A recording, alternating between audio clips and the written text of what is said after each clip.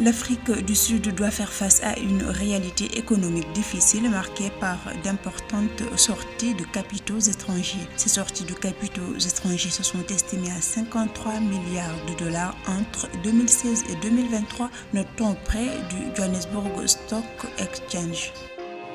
En Angola, les revenus du port de Lobito ont atteint 13,8 milliards de kwanza à fin 2023. Selon le conseil d'administration de l'entreprise, ce port a enregistré l'arrivée de 35 navires transportant plus d'1 million de tonnes de marchandises diverses.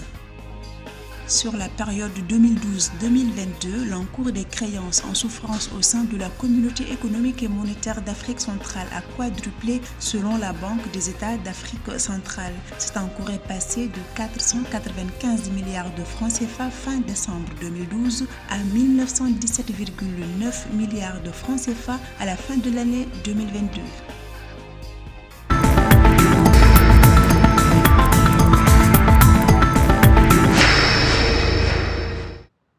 L'Afrique du Sud, l'une des économies les plus développées du continent africain, fait face à des défis économiques majeurs avec des sorties de capitaux étrangers considérables sur le marché des actions. Entre 2016 et 2023, le pays a enregistré une débâcle financière avec des sorties de capitaux s'élevant à un montant alarmant de 53 milliards de dollars, dont 8,3 milliards de dollars d'actions sud-africaines durant la seule année de 2023, précise le Johannesburg Stock Exchange. L'attractivité d'un pays détermine la stabilité du marché. Vous savez, lorsque vous avez une bourse et que les gens investissent, bien entendu, ils investissent parce qu'ils voient une perspective. Et quand les perspectives sont sûres et positives, les gens amènent de l'argent. À partir du moment où les perspectives sont incertaines pour des raisons de corruption ou pour des raisons d'absence d'énergie et donc pas de projection, bien entendu, les investisseurs peuvent à la fois arrêter de faire de nouveaux investissements, mais ce qui arrive et ce qui est pire, c'est que les gens commencent à retirer de l'argent pour investir sur d'autres places de marché. Et c'est ce qui est arrivé à l'Afrique du Sud.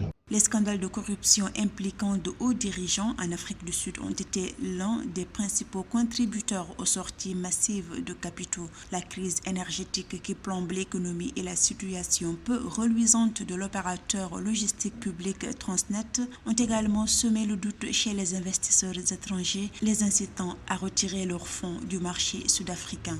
La seule chose qu'il faut régler pour l'instant, c'est de s'assurer qu'on a des sources développées d'énergie pour être en mesure de pouvoir faire des projections industrielles et d'industrialisation, mais aussi s'assurer qu'on assainit quand même le milieu. Les questions de corruption qui ont frappé l'Afrique du Sud les 5 dernières années, en commençant par le régime Zuma, sont quand même assez gênantes et ça dérange beaucoup le milieu financier sud-africain.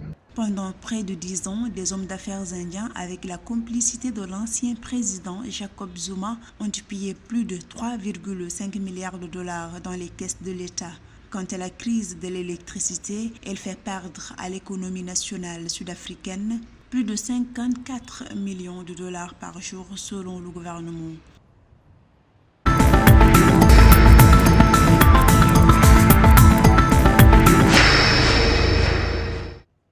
Le port de Lobito en Angola a enregistré l'arrivée de 35 navires transportant plus d'1 million de tonnes de marchandises diverses selon le conseil d'administration de l'entreprise. Ce trafic marque une augmentation de 7,57% par rapport à 2022. En termes de revenus, le port de Lobito a collecté en 2023 plus de 13,8 milliards de kwanza. Toutefois, ses revenus ont chuté de 5,72% en 2023. Cette réduction des revenus s'explique principalement par l'impact des tarifs portuaires, des fluctuations monétaires ainsi que de la situation internationale qui, d'une certaine manière, a affecté le commerce maritime mondial.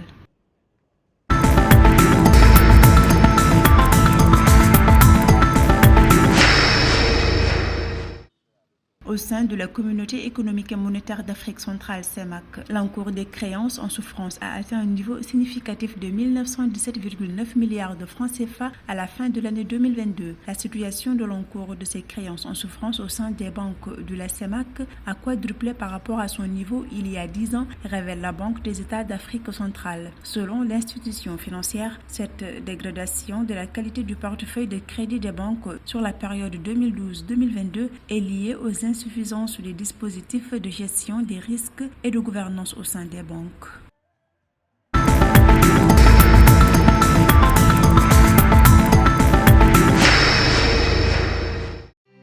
le Maroc se positionne comme un acteur clé dans la transition vers la mobilité électrique.